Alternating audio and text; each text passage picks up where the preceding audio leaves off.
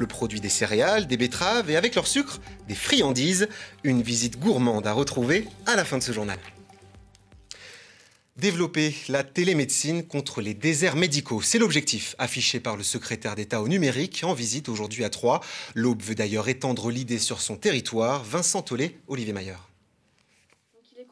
Des vêtements dotés de capteurs pour évaluer la santé d'un cœur, d'une vessie ou de neurones, avec des données directement envoyées aux médecins. Voilà ce que propose la start-up BioSerenity, une centaine d'employés, dont une vingtaine à Troyes.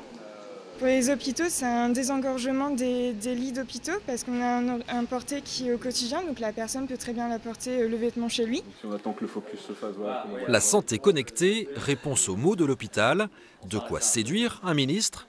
Télémédical Solutions vient de s'installer à la Technopole de l'Aube. L'entreprise fait dans la consultation à distance prévue avec un assistant en conditions réelles. La start-up ne produit pas la technologie déjà au point, elle organise l'interface avec le médecin. Le patient, il a accès près de chez lui à une offre qui répond à son besoin du matin.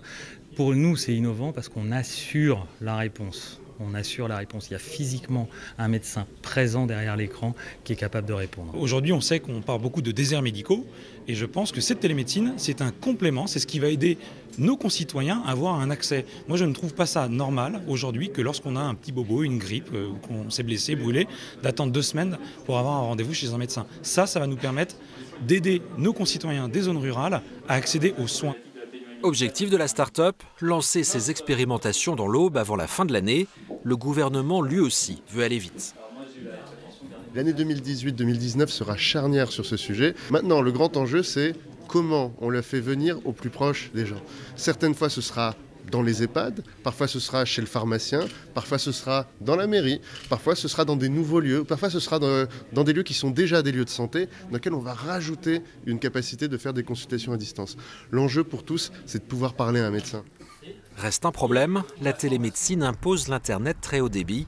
Les zones rurales, dans l'Aube ou ailleurs, en sont encore bien souvent dépourvues.